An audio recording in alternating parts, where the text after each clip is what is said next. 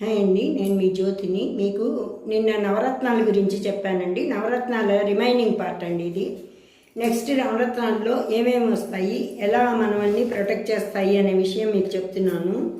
పచ్చ అంటే మరకతం అండి. పచ్చ భస్మము శ్లేష్మము, వాతాలు, క్షయను, పాండురోగాలు, కఫము, జ్వరములను హరిస్తుంది. నీలం అనేది నీలమణి. నీలభస్మము ఉష్ణమును పైత్యమును కలిగించును, జఠరసమును ఉత్తేజపరచును. వాతము విషజ్వరము, శీత పైత్యమునకు, కఫము పైత్యమును దగ్గును తగ్గించును, శ్వాసకోశములను త్రిదోష ఫలములను తగ్గిస్తుంది.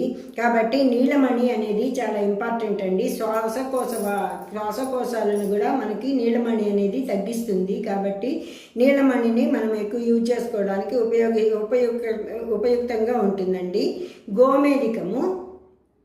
గోమేధికము దీని భస్మము జఠరసమును ఉత్తేజపరచును. అంటే మన ఇంటెస్టైన్లో డైజెషన్ సిస్టమ్ని మనల్ని ఉత్తేజపరుస్తుంది.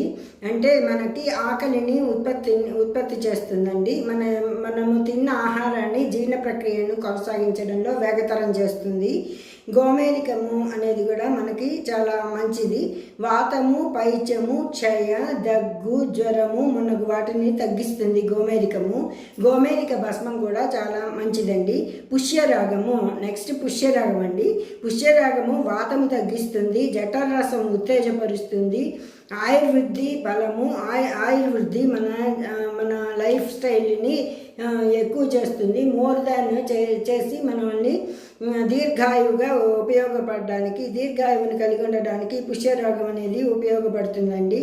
ఆయుర్వృద్ధి బలము, ముఖ కాంతి పెంచును. ముఖానికి సౌందర్యంగా కూడా సౌందర్య సాధనాల్లో కూడా మనకి పుష్యరాగం అనేది పనిచేస్తుందండి. పుష్యరాగం అనేది కూడా చాలా ఇంపార్టెంట్ అయిన విషయము. పుష్యరాగాన్ని కూడా మనము తీసుకోవడం అనేది చాలా మంచి పని. తర్వాత వైఢూర్యం అండి. వైఢూర్యము దీని భస్మము కఫము, వాతమును, శూలమును హరించును. వైఢూర్యం అనేది పైత్య పాండురోగము అంటే సోరియాసిస్ అండి. సోరియాసిస్ని కూడా ఇది శాంతింపజేస్తుంది. వైఢూర్యానికి కూడా మనకి ప్రథమ పాత్ర వహిస్తుంది. ఇట్లా నవరత్నాలు మనకి చాలా ఉపయుక్తమవుతాయి. మనము కరెక్ట్ క్యారెట్లని మనము కనుక్కొని ఆ క్యారెట్లని మన రాశికి తగ్గట్టు ఉపయోగించుకొని వాటి భస్మాన్ని మనము స్వీకరించినట్లయితే సర్వరోగాలను మనం ఇంటిలో కూడా కొంచెం శాంతింపజేసుకోవడానికి వీలవుతుందండి. వైడూర్యం కూడా మనకి బెస్ట్ ఉపయుక్త